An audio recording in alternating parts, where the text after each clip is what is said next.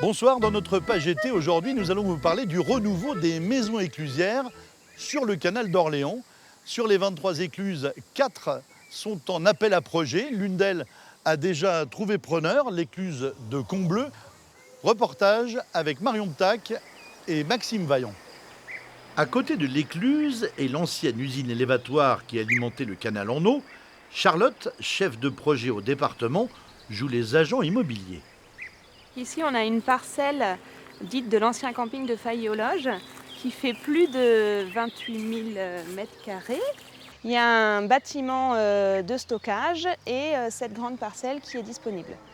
On a le bâtiment donc, de l'usine qui est classé, qui a un intérêt touristique certain, l'écluse, de la petite navigation possible, de type canoë, paddle, bateau électrique, pédalo. Et puis la véloroute, effectivement, qui arrivera à l'horizon 2025. De nouvelles activités en bord de canal. Les promeneurs actuels, comme César, sont plutôt favorables. Ça mettrait de l'animation. Je pense que c'est ce qui manque. Ça permet de s'arrêter, de dialoguer, de parler avec les autres. Voilà. En somme, de vivre la belle vie, quoi. Quelques kilomètres plus loin, autre lieu, autre charme, autre projet possible. On est ici, à Prénois. Là, c'est une maison éclusière, donc on trouve juste là, de l'autre côté du canal, au niveau de l'écluse de Chancy-Pumarat. Maison éclusière donc, qui a été construite en 1850.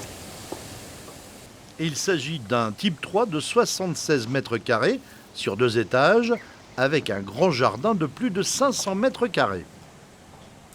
En l'état, ça peut être un gîte. Après, pour accueillir une autre activité, on peut tout à fait imaginer que le porteur de projet fasse des travaux d'aménagement intérieur. Ça, ce sera à discuter avec le département. Dernière visite du jour et coup de cœur assuré. Celle-ci, effectivement, je la porte un petit peu dans mon cœur. C'est la maison éclusière donc, du Hâteau à Coudroy.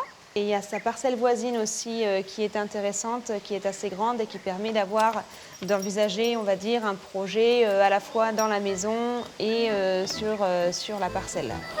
Les porteurs de projets ont jusqu'à fin août pour se faire connaître. La dernière maison éclusière ne se visite pas pour l'instant. Son écluse est en travaux. Aujourd'hui, nous avons avec nous le président du conseil départemental pour parler du renouveau du canal d'Orléans. Alors, on a eu plusieurs étapes dans le renouveau du canal d'Orléans au niveau politique. Il y a 25 ans, on avait bien fait une tentative. Ça a un peu avorté. Aujourd'hui, on peut dire que voilà, on redémarre. Comment vous envisagez les choses? Alors, il y a 25 ans, nous n'étions pas propriétaires. Déjà, il faut commencer par ça. Donc, il y avait un syndicat qui exploitait le canal, qui entretenait le canal, et puis ça s'arrêtait là. Au final, en 2018-19, on a topé à 500 000 €. On fait une bonne affaire, sauf que il y a des charges derrière. Et il y a de l'investissement à faire. Exactement. Donc il y a de l'investissement à faire d'abord pour préserver l'ouvrage.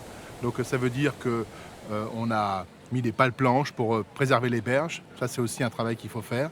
Restaurer les écluses, si on veut les faire fonctionner. Et surtout, avec un double objectif. À la fois, on peut se dire, c'est pour faire passer des bateaux. Ça sert à ça, une écluse. Mais ça peut aussi servir à ralentir une crue. Lorsqu'il y a un phénomène comme en 2016, où là, des pluies qui sont vraiment, qu'on laissait une trace dans les mémoires, là, on peut stopper l'eau ou libérer au contraire rapidement l'eau pour l'évacuer du territoire. Donc là, c'est un investissement qui vaut le coup. Si on ajoute à ça les 2 années de Covid, l'envie de prendre le frais, le vert...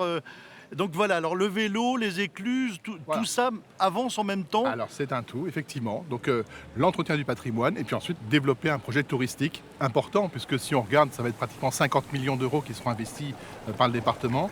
Donc les écluses vont être réhabilitées les unes derrière les autres, et là qui seront terminées normalement en fin d'année, début d'année prochaine. Et là par contre, ça veut dire concrètement que de Grignon, là où il y a un port spécifique, on pourra aller jusqu'à Montargis. Ce qui ira le plus vite, ce sera la partie véloroute.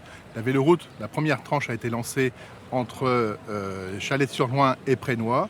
Ensuite, on aura une deuxième tranche qui ira de Chessy jusqu'ici à Vitry-aux-Loges. J'espère avant la saison touristique 2025, on aura les 80 km de véloroute le long de ce canal. Donc il y a encore beaucoup de travail. Tout à fait. À bientôt pour de nouvelles aventures. Merci Monsieur Godet. Bon courage alors. Voilà, on se quitte. Rendez-vous demain pour une nouvelle page été sur le canal d'Orléans.